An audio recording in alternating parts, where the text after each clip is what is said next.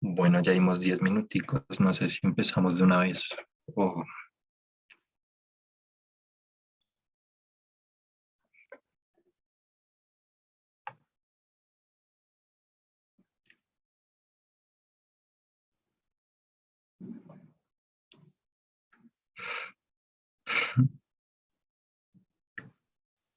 Dale, Diego, podemos empezar. Está perfecto. Entonces, muy buenas tardes a todos. ¿Cómo van? ¿Cómo han estado? ¿Cómo van esas rotaciones? O si están en vacaciones, ¿cómo les fue? Me presento, mi nombre es Diego Rojas. Actualmente estoy en sexto semestre de la Universidad del Rosario y con mi compañera Atenas Ramos, que actualmente está en décimo semestre, vamos a presentar una de las emergencias oncológicas más importantes, que es el síndrome de lisis tumoral. Hoy nos acompaña el doctor César Augusto Balaguera, es médico internista y actualmente trabaja en Medellín y se graduó de la Universidad de Cartagena. Entonces espero que les guste mucho la charla.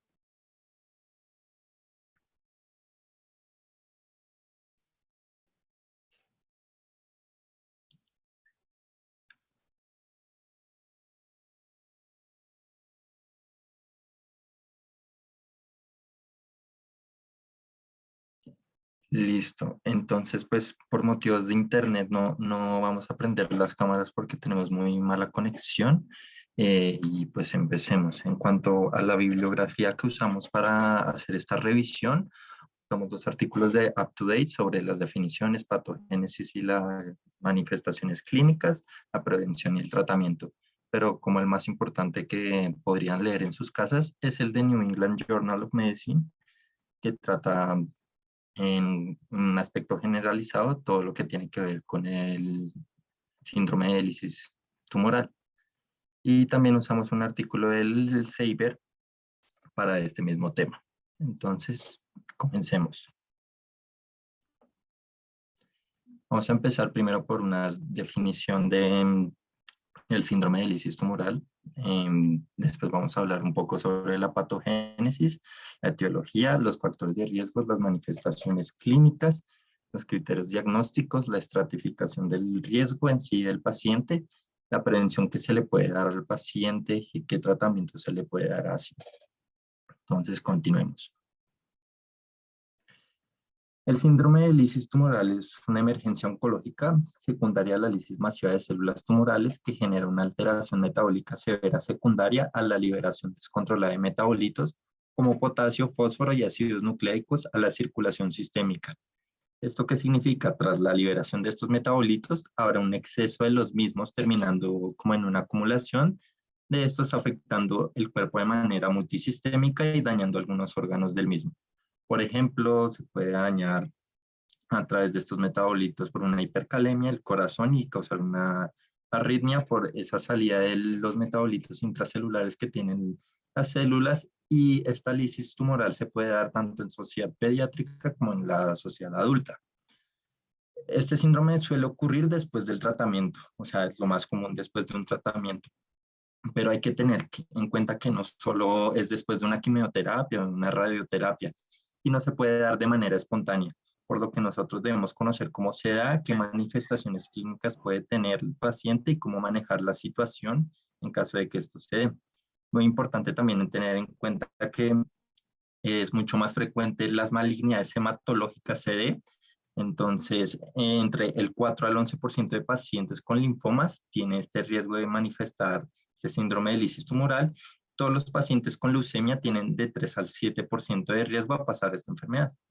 También cabe aclarar que algunos tumores sólidos pueden terminar con esta complicación, como lo es, no sé, un neuroblastoma, un hepatoblastoma, pero no es muy común. Listo.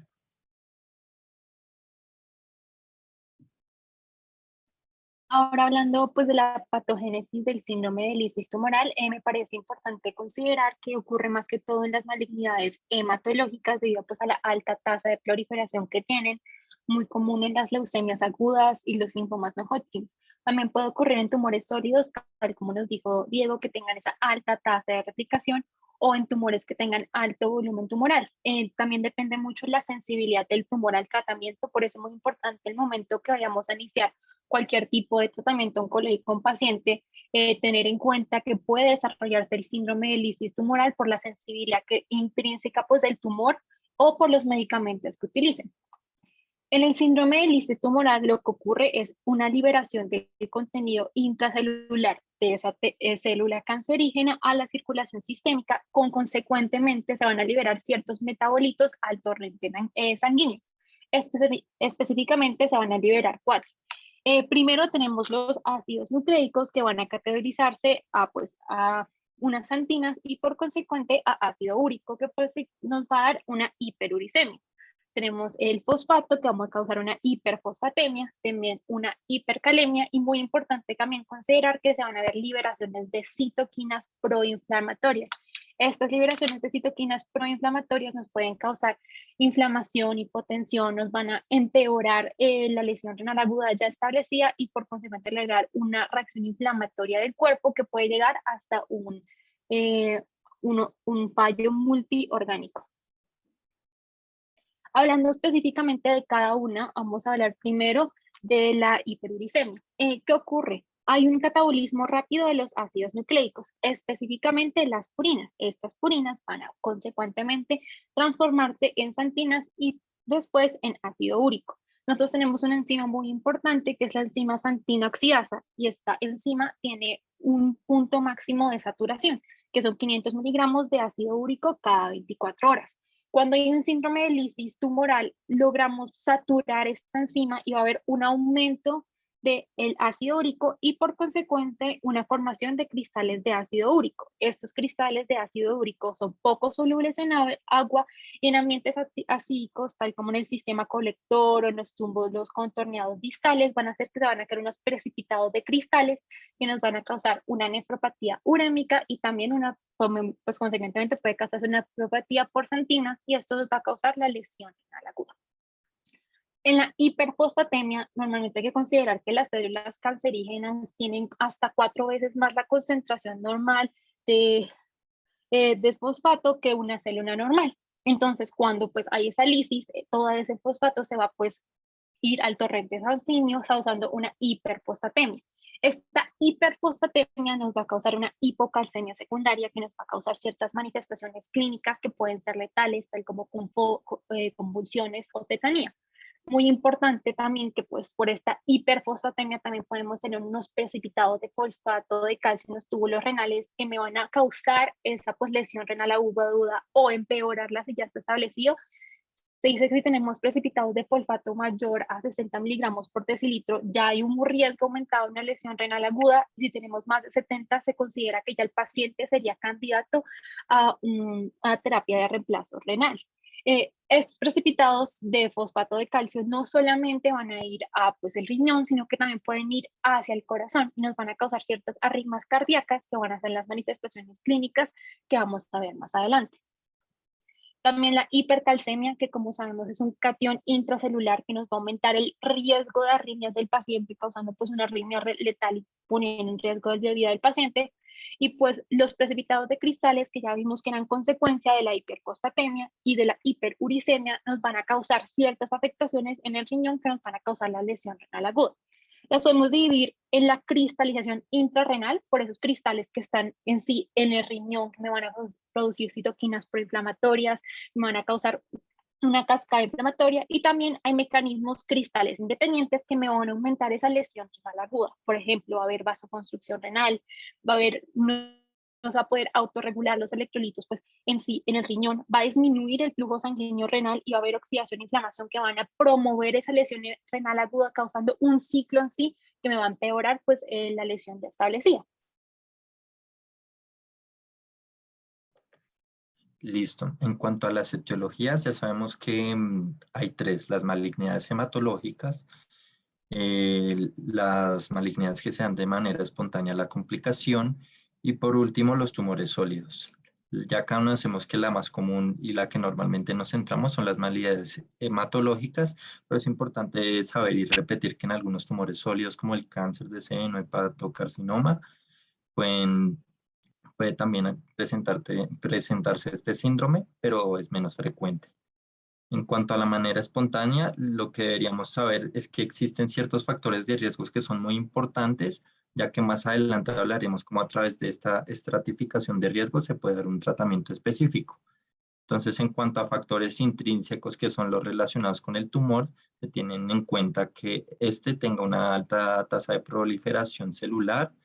En cuanto a la quimiosensibilidad en sí del tumor que se esté presentando, la gran carga tumoral, el diámetro que sea mayor de 10 centímetros y o el conteo de leucocitos que sea mayor a 50.000, la infiltración en un órgano o en la médula ósea.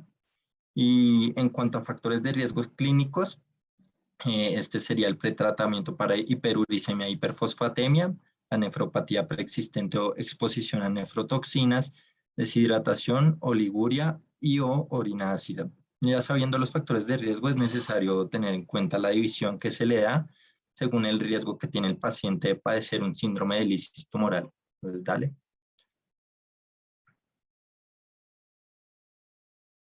Listo. Entonces, una persona con alto riesgo tiene un riesgo mayor al 5% de padecer esta complicación. Una persona con riesgo intermedio tiene del 1 al 5%.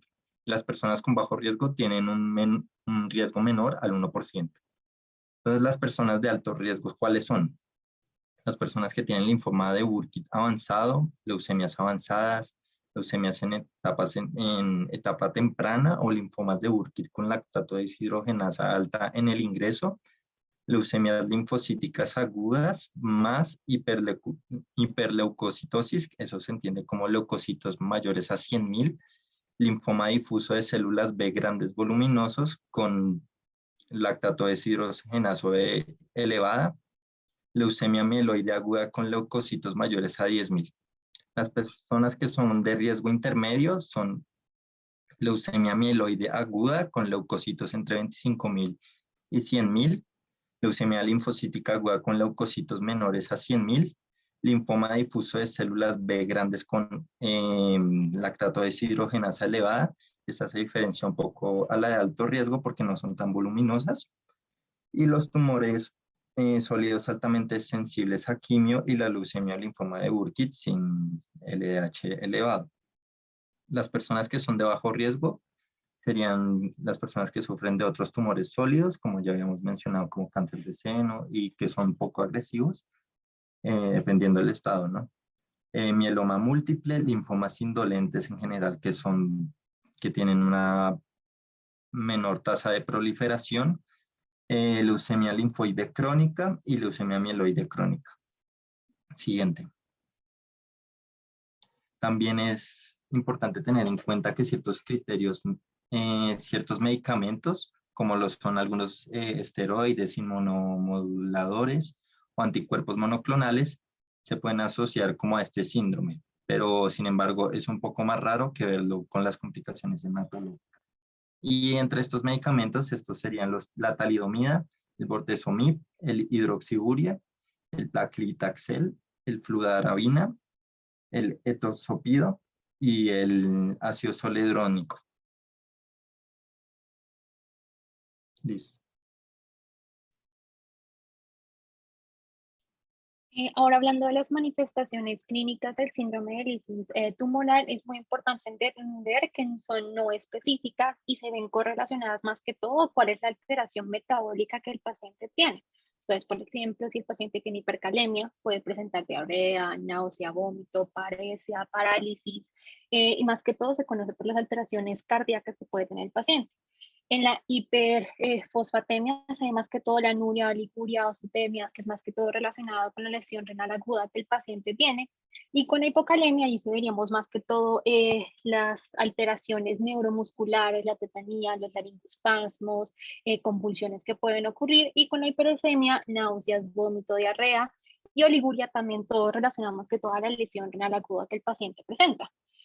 En términos de signos clínicos que el paciente puede tener, encontramos pues dos, que son signos clínicos que son más que todo hablando sobre la hipocalcemia, mirando a ver o evaluando si el paciente puede tener una tetanía latente. Tenemos dos específicamente, el signo de Chuy-Bosquex, que es una fasciculación involuntaria de los músculos faciales, que es desencadenada por un golpe suave sobre el nervio facial, justo delante del conducto auditivo externo, tal como pueden ver en la imagen. Y después tenemos el signo de Chusok, que es un espasmo visible del carpo, al aumentar pues la presión del esfingomanómetro por encima de la cifra pues tensional sistólica que el paciente ve. Aquí pueden tener pues un video mostrando cómo son pues ambos signos. Es muy importante entender que el signo de Chao-Bostic no es específico de hipocalcemia. Normalmente solamente va a ocurrir en 1/3 de los pacientes que tengan una hipocalcemia. Y hasta 10% de los pacientes con este signo pueden tener niveles de calcio totalmente normal, entonces no hay que guiarnos tanto en el examen físico, por eso en el síndrome de lisis tumoral es muy importante pues los paraclínicos y también siempre tener esa sospecha en los pacientes con ya enfermedades hematológicas para poder pues encontrarlo fácilmente, diagnosticarlo.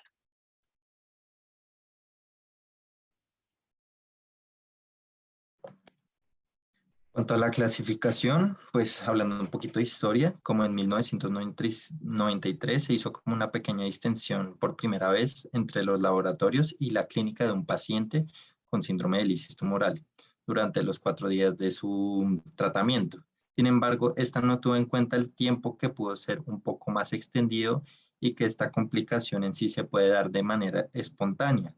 Por lo tanto, en 2004 y hasta el día de hoy usamos la clasificación Cario-Bishop y esta para confirmar usa la clínica y laboratorios. Entonces dividimos en dos partes este síndrome de lisis tumoral.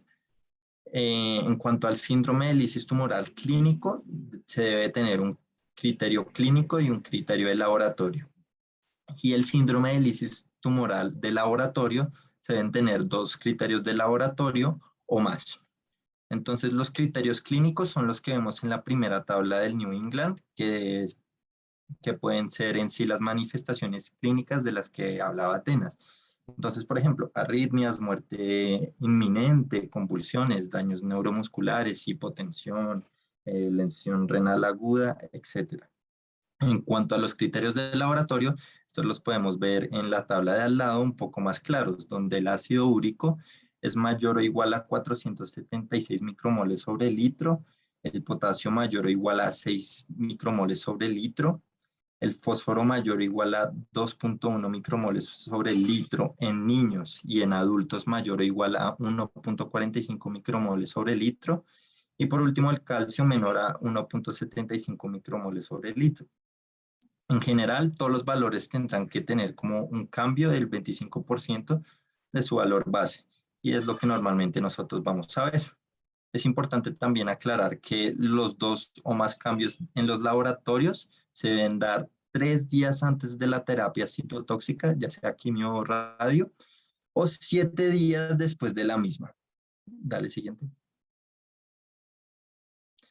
Entonces existe una forma de clasificar al paciente para saber qué tan urgente es intervenir, teniendo en cuenta la creatinina, la clínica de una arritmia o una convulsión.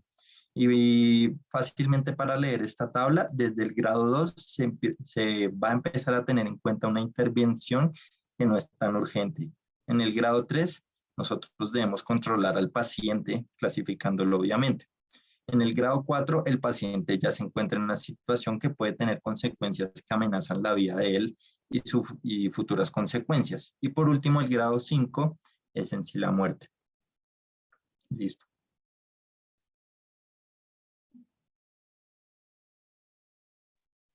Hablando de la estratificación de riesgo, es muy importante tomar en cuenta los factores de riesgo del paciente al momento pues que lo hospitalicemos, que esté en urgencia o al momento que vaya a iniciar pues tratamiento dependiendo en qué servicio estemos. Los factores de riesgo ya nos han explicado Diego, pero podemos dividirlos a grosso modo en 3 grupos. Los del paciente, la enfermedad hematológica oncológica que esté cursando el tratamiento recibido. Y sabemos que cada una de ellas nos va a dar un factor de riesgo de cuál es el riesgo de ese paciente, perdonen la redundancia, de que desarrolle un síndrome de lisis tumoral. Por ejemplo, tenemos un paciente que puede tener un LDH elevado, se han visto estudios que aumenta el riesgo de síndrome de lisis tumoral, que tenga antecedente de gota me aumenta el riesgo de hiperuricemia, o que tenga una enfermedad renal de base ya establecida al momento de iniciar un tratamiento, o si tiene una enfermedad hematológica concomitante con una enfermedad renal, este paciente estaría en mucho más riesgo de tener un síndrome de lisis tumoral. La enfermedad es la enfermedad hematológica de base que tiene, que la podemos ver en la tabla de la derecha, que hay ciertos, pues, enfermedades hematológicas, por ejemplo, los Burkitt, los linfomas no Hodgkin, las leucemias linfoblásticas agudas o las leucemias crónicas, que se han visto a través de estudios epidemiológicos que tienen mayor riesgo de desarrollar este síndrome de lisis tumoral. Ya sabiendo la patología del paciente, lo puedo estratificar en un grupo de riesgo. Y también el tratamiento recibido. Hay ciertas quimioterapias que son, o radioterapias que son mucho más agresivas que otras y que se han visto correlacionadas con mayor riesgo de desarrollar un síndrome de lisis tumoral. El New England Journal of Medicine hizo una tabla, que es la que pueden ver a la izquierda, en donde, teniendo en cuenta, pues, las manifestaciones clínicas del paciente y mirando a ver cómo está el gasto urinario y los electrolitos, podemos establecer el riesgo del paciente, uno como, pues, como médicos. Por ejemplo, podemos ver la parte izquierda. Si tenemos solamente un valor anormal, no se considera que el paciente tiene un síndrome de lisis tumoral, pero se debe mirar a ver cuál es la masa, cuál es el tamaño de la masa y cuál es la potencialidad de lisis que tiene el paciente, que eso se ve correlacionado con el tipo de tumor que tiene y los factores de riesgo.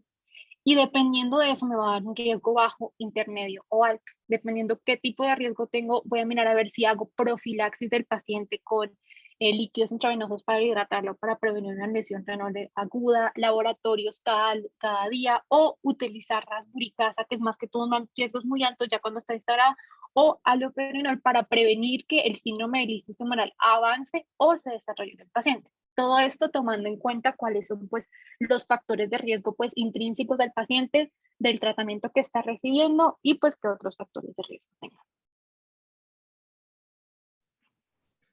Listo, para la prevención del síndrome de lisis tumoral se deben tener en cuenta dos cosas. La primera es lo básico, que es la monitorización del paciente para saber en qué perfil se encuentra, ya sea bajo, intermedio o alto riesgo, y cómo este va evolucionando. Lo segundo ya es en sí la profilaxis según el riesgo. Entonces, la profilaxis se basa en dos pilares principalmente.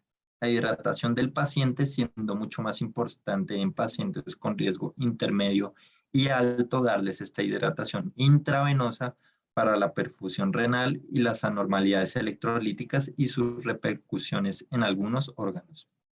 El segundo pilar para la prevención de este síndrome es los hipouricemiantes, dos principalmente dependiendo del riesgo. Entonces, el primero es el allopurinol.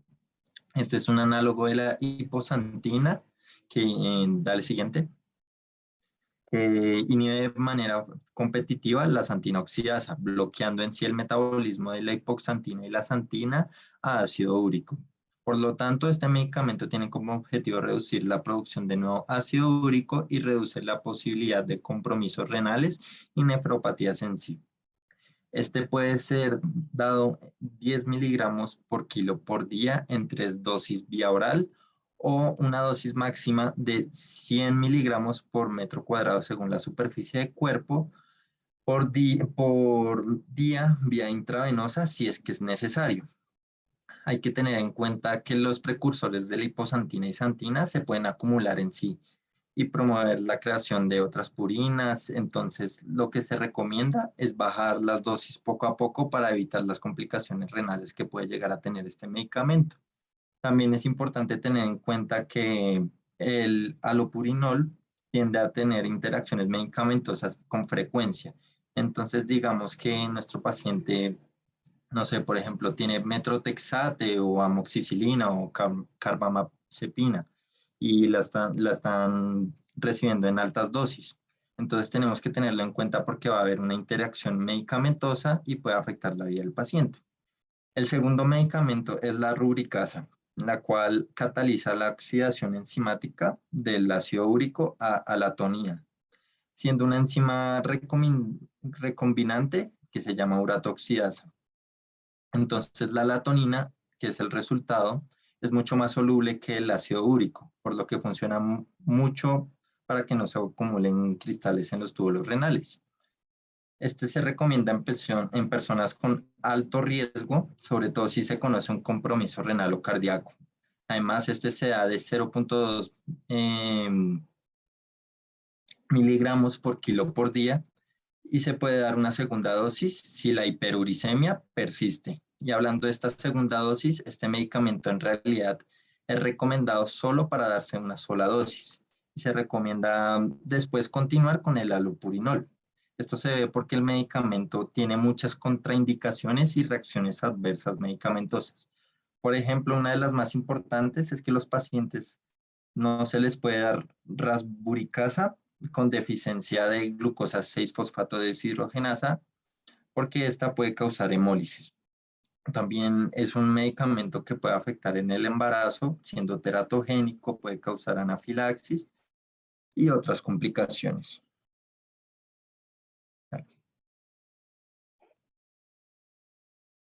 Listo, ya hablando pues del tratamiento de un síndrome de lisis tumoral ya establecido, cumpliendo la clasificación o clínica o paraclínica de Cairo-Bishop, entender que pues el tratamiento debe ser hecho en UCI. ¿Por qué? Porque necesitamos una monitorización cardíaca permanente teniendo en cuenta todas las alteraciones metabólicas que el paciente pueda hacer y pueda hacer ritmos de paro que pueden ser peligrosos para la vida.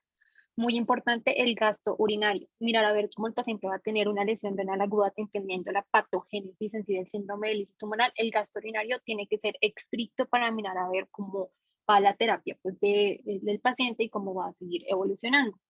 No la alcalinización de la orina, ¿por qué? Porque nos va a aumentar los precipitados de cristales, entonces no vamos a utilizar esa terapia, es actualmente contraindicado, o todavía hay estudios que no hacen referencias. Y muy importante, electrolitos funcional y ácido úrico cada 4 a 6 horas se deben tomar en este paciente. El manejo efectivo en UCI se divide en dos pilares. La primera es la hidratación y la segunda es la tratar las anormalidades hidroelectrolíticas que tenga el paciente dependiendo desde cuál es el caso. En la hidratación se va a optimizar la diuresis, teniendo en cuenta que el paciente va a tener una lesión renal aguda. Se busca que el paciente tenga de 2 a 3 litros por litros por día. ¿Por qué? Para que va a aumentar la perfusión renal, disminuirme la acidosis. Tiene que haber un gasto urinario de 2 mililitros por kilogramos horas en adultos y en niños, y si son menores a 10 kilogramos, varía un poco cuánto tiene que estar el gasto. Pero se ha recomendado, hay recomendaciones de guía, dicen que se pueden utilizar diuréticos tal como furosemida para mantener ese gasto urinario en los pacientes. El otro pilar es tratar las anormalidades hidroelectrolíticas, que más adelante en la siguiente slide les vamos a explicar. El otro pilar es la terapia de reemplazo renal. Eso es más que todo, o las indicaciones son en pacientes con oliguria o anuria severa, que tengan una sobrecarga hídrica, una hipercalemia persistente o sintomática que ya se está causando disrupciones cardíacas, una hipocalcemia sintomática inducida por la hiperfosfatemia. Y también hay dos terapias que pues el New England Journal of Medicine ha estado hablando, que es la hemofiltración venosa continua, la hemodiafiltración venosa continua, que la pueden ver pues en la imagen de atrás, que son terapias nuevas pues que se están empezando a estudiar, que buscan pues eliminar todos los electrolitos a través de la hemofiltración para poder restablecer la hemostasis de los electrolitos en los pacientes con el síndrome de lisis tumoral y disminuir la mortalidad y morbilidad que se va asociada a estos pacientes. Hablando específicamente de los trastornos metabólicos que pueden ocurrir, la hiperuricemia, ya hablamos de los hipoglucemiantes que se pueden utilizar. Ya en pacientes que tengan un síndrome de lisis tumoral establecido, la rasburicasa se utiliza como pues el medicamento a hacer. ¿Por qué? Porque ya como están establecidos esos ácidos úricos, como nos explicó Diego, con la enzima oxidasa, ese ácido úrico se puede convertir en alatoína y se puede pues excretar, que es pues, el propósito, mientras el allopurinol previene la formación de ácido úrico, entonces ya el que esté formado en el cuerpo no se va a poder excretar. La hiperfosfatemia se pueden utilizar primordialmente quelantes, depende mucho, se busca que primera línea es disminuir la cantidad de fosfato que el paciente puede tener, pero se pueden utilizar quelantes como hidróxido de aluminio por vía oral o por sonda para poder pues, bajar estos niveles de fosfato. El potasio sérico es muy importante con la hipercalemia, se toca corregir dependiendo de si el paciente está sintomático o asintomático. Y tenemos muchos pues, medicamentos que debemos utilizar adecuadamente para poder corregirlo. Normalmente se usa que en el asintomático se puede utilizar el poliesterol sódico y en el sintomático la insulina rápida, pero siempre se tiene que dar con glucosa o beta-agonistas para prevenir que haya una hipoglucemia. Cuando hablamos de una hipocalcemia, solamente se debe tratar si el paciente está sintomático. y siempre se debe buscar utilizar las menores dosis humanamente posibles para prevenir que se puedan crear más precipitados que por consecuente me van a empeorar la lesión renal aguda ya establecida. En las hipocalcemias se puede utilizar gluconato de calcio intravenoso de 50 a 100 miligramos, kilogramos dosis, dependiendo de qué tan sintomático está el paciente, y es un manejo más que todo restrictivo.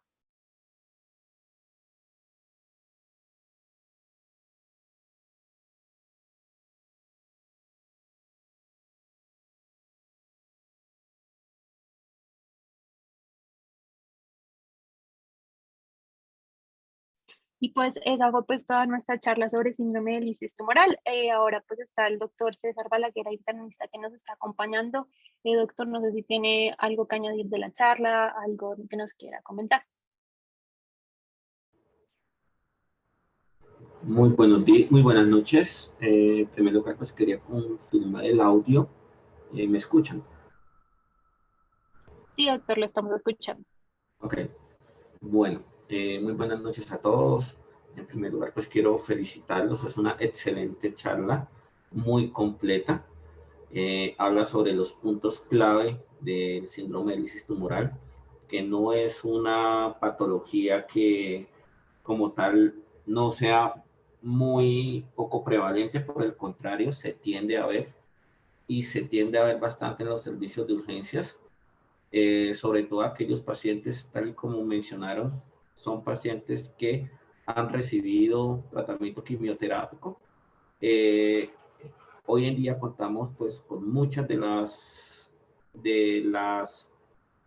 medicamentos de quimioterapia que no están exentos de generar algún tipo de reacción adversas, y dentro de estas el síndrome de lisis tumoral es una de las más peligrosas.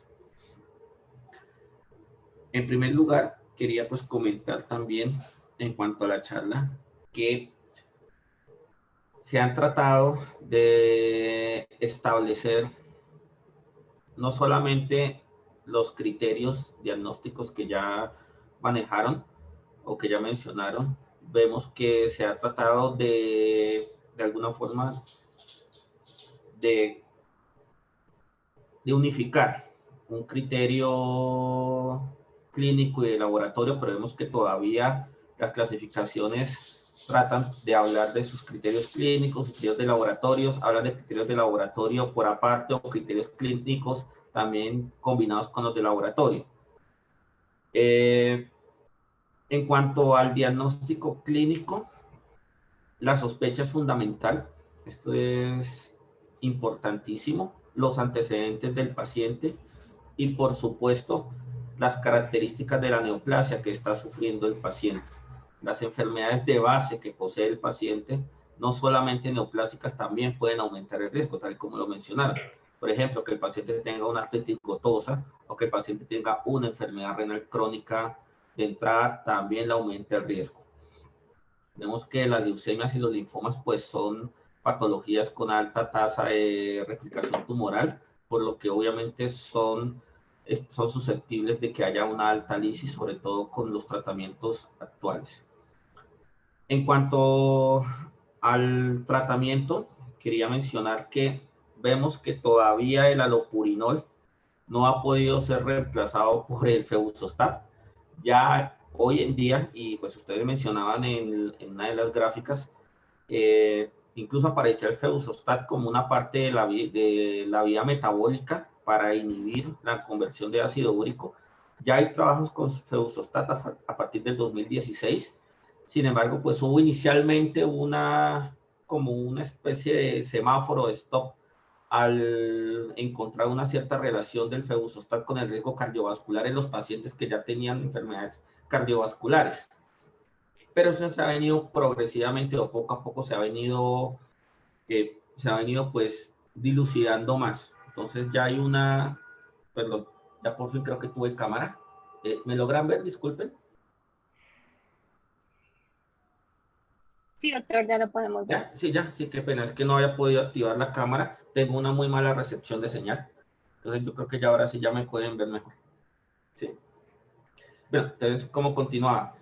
El alopurinol sigue siendo una de las piedras angulares en el manejo de estos pacientes. Hay que tener en cuenta, de todas formas, que el allopurinol, tal como lo mencionaron, no está exento de reacciones adversas, y una de estas reacciones adversas pues va muy de la mano con la presencia de enfermedad renal en el paciente. Siempre hay que tener en cuenta la posibilidad de las reacciones cutáneas con allopurinol. El allopurinol en algunos casos puede generar reacciones cutáneas severas, como por ejemplo necrólisis epidérmica, que obliga a la suspensión inmediata del tratamiento. Eso en cuanto al allopurinol. También tener en cuenta, pues obviamente, que entre un mayor deterioro de la tasa de filtración glomerular implica usar las dosis, tratar de ajustarlas a la tasa de filtración y pues verificar la presencia de reacciones adversas. En cuanto al febuxostat, pues ya lo venía mencionando. El febuxostat en los estudios para manejo de lisis tumoral pues ha mostrado cierta ventaja en cuanto al allopurinol, en el sentido de que disminuye el depósito de santinas, que también obviamente sabemos que aumenta el riesgo de lesión renal. Sin embargo, no ha podido todavía destronar del todo el allopurinol. Y en cuanto a la rasburicasa, desafortunadamente, ya todos conocemos la realidad de nuestro sistema médico colombiano. Es un medicamento que no, para nuestro contexto médico actual, pues no es muy fácil de acceder a él por el costo. La EPS pues pone muchísimas, de alguna forma, muchísimas trabas. Es un medicamento excelente para el manejo de estos pacientes, sobre todo con síndrome de lisis tumoral grave. Son pacientes que definitivamente se benefician. Y la rasburicasa, pues, es una enzima que ustedes ya lo mencionaron, es un medicamento a base de una enzima que es la uricasa. La uricasa es una enzima que se encuentra inactiva. El gen que produce la uricasa es un gen que se encuentra inactivo en nosotros los mamíferos, el Homo sapiens sapiens. Sin embargo, en los animales carnívoros, en los otros mamíferos, leones, felinos, es decir, los otros grupos de mamíferos y los primates no muy evolucionados, todavía se encuentra activo este gen. De manera que el producto final no es ácido úrico, sino alantoína, que es mucho más soluble en la orina, y por lo tanto vemos que estos animales no tienden a tener problemas de hiperuricemia o de artritis gotosa. Nosotros los seres humanos sí, porque tenemos inactivo dicho gen. La rasburicasa pues obviamente es la enzima, y vemos el gran beneficio que tiene este medicamento.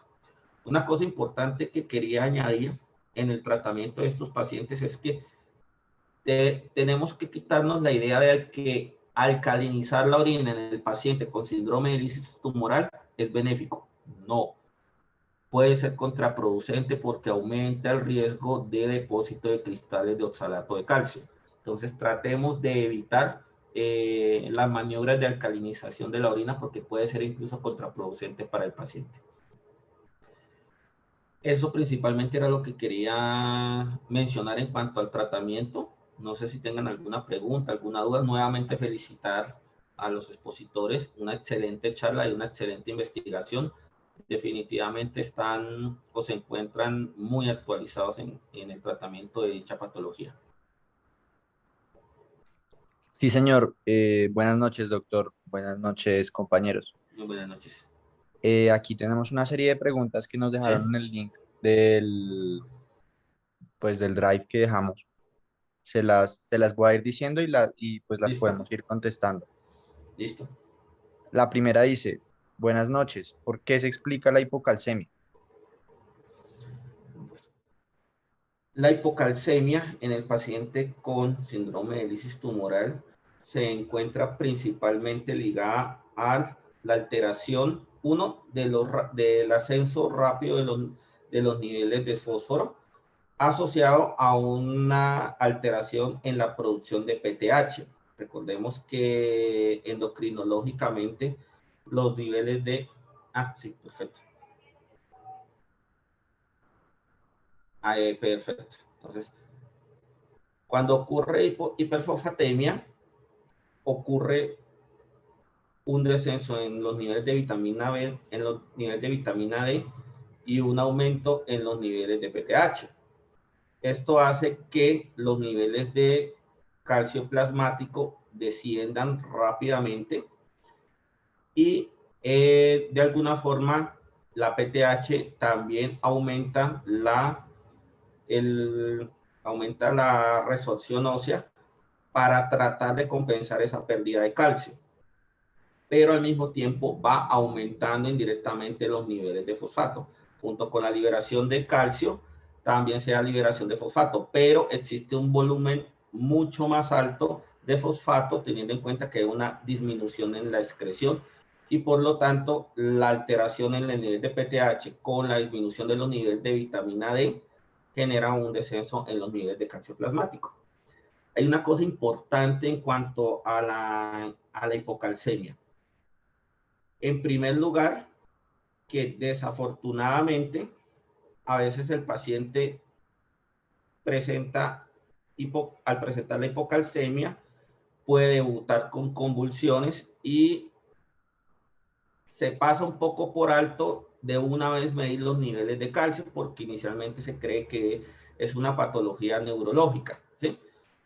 De entrada, ante la sospecha clínica, hay que tratar de hacer todos los paraclínicos de una vez para tratar de ubicar o de lograr una medición adecuada de todos los electrolitos. Tenemos que tomar tanto calcio iónico como calcio sérico, ¿sí? Calcio iónico como calcio no iónico, y tratar de tener los dos niveles y los dos valores de calcio. Obviamente, el calcio que no es iónico tenemos que corregirlo con albúmina, siempre tratar de tomar unas pruebas de función hepática, dentro de ellas albúmina, pues para tener una mejor medición de calcio. Pero generalmente lo que, vuelvo y repito, la hiperfosfatemia genera un trastorno severo en la producción de PTH y esto directamente genera una disminución en el calcio plasmático. Dime. Listo, gracias, doctor. Listo.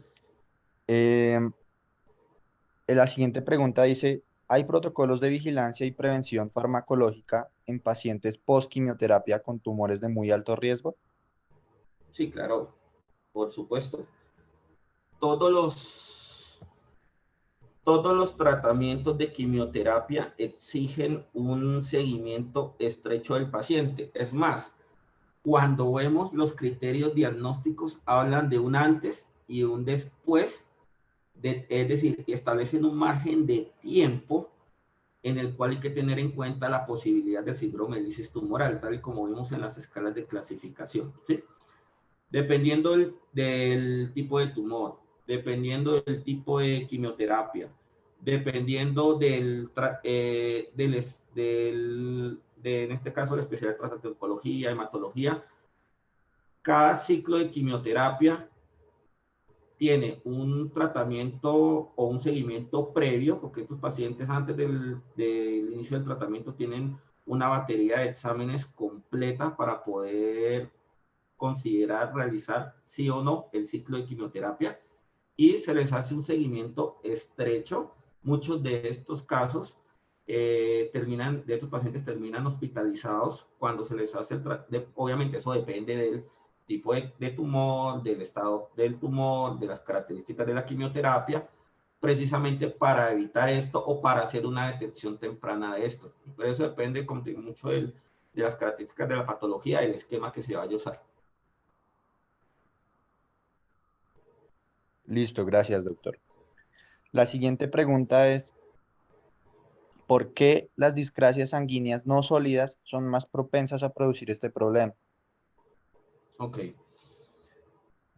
Recordemos, recordando un poco de fisiología, sabemos que la médula ósea es uno de los tejidos que tiene una de las más altas tasas de replicación. Producimos todos los días millones de células sanguíneas, y entre esas tenemos linfocitos, tenemos eritrocitos, tenemos también plaquetas. Es decir, el tejido de la médula ósea es un tejido altamente activo. Es de esperar que las enfermedades hematológicas, por ejemplo, las leucemias y los linfomas, también se comporten de esta forma. Obviamente, con un aumento muy significativo en cuanto a las tasas de replicación en comparación con un estado fisiológico normal. Es más, vemos que en algunas de las diapositivas de la charla se habló de niveles de LDH. Recordemos que la LDH es una enzima que se presenta en prácticamente una gran cantidad de tejidos, por no decir todos los tejidos del cuerpo. Y la elevación de LDH es un marcador indirecto de replicación celular. Nos habla de un alto recambio celular. Por eso es que los pacientes que tienen neoplasias hematológicas con LDH elevadas tienen mayor predisposición a generar síndrome de lisis tumoral. Precisamente ese es uno de los criterios para esta estadificación de riesgo. Y recordemos que cuando hablamos de hiperproliferación celular, de replicación celular, estamos hablando de una producción alta de ácidos nucleicos, y estos ácidos nucleicos, pues obviamente sabemos que son los que terminan metabolizados en ácido úrico como parte final de la base del ciclo del ácido úrico. Listo, gracias, doctor. Tenemos una última pregunta que Sí. dice, ¿inhibir la santina oxidasa puede aumentar los depósitos de cristales?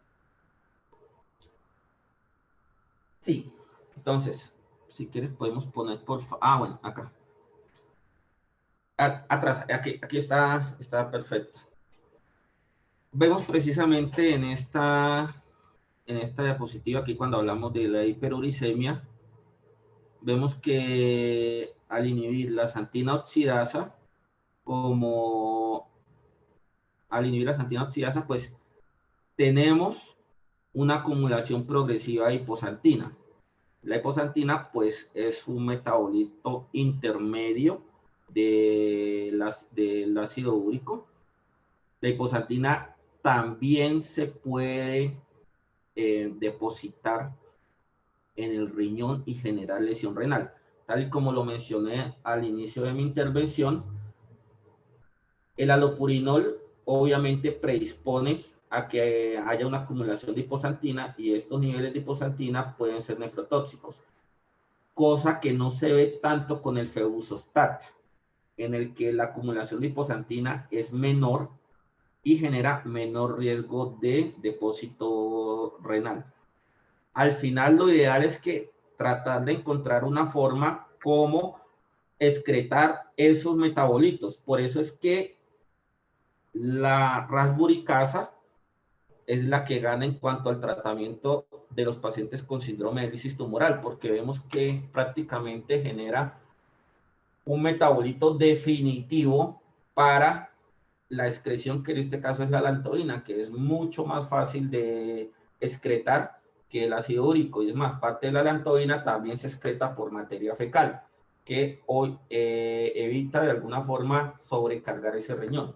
Entonces, si hacemos una comparación, sí, desafortunadamente el alopurinol, si bien disminuye los niveles de ácido úrico, obviamente predispone el riesgo de nefrotoxicidad por hiposantinas. Sin embargo, el riesgo, los depósitos de hiposantina obviamente son mucho menores que aquellos de ácido úrico en el riñón, ¿sí? Y que definitivamente la rasburicasa es la reina para el tratamiento del síndrome de lisis tumoral, para disminuir de alguna forma la producción de ácido úrico y mejorar, y producir un metabolito definitivo, que en este caso es la lantoína.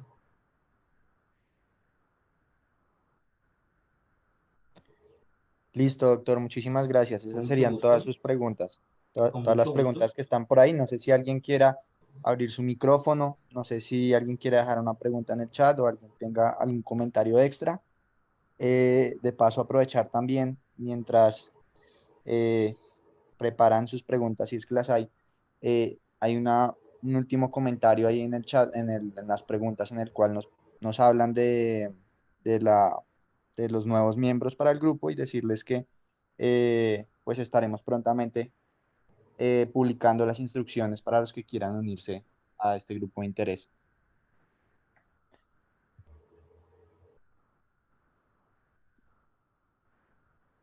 Bueno, doctor, creo que no hay más preguntas, no hay más intervenciones.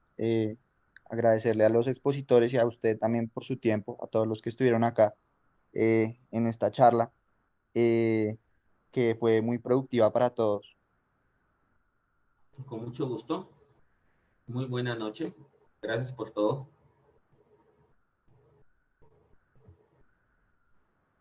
Buenas noches. Muy buenas Buenas noches. noches, muchas gracias por todo. Muchas gracias, doctores. Buenas noches.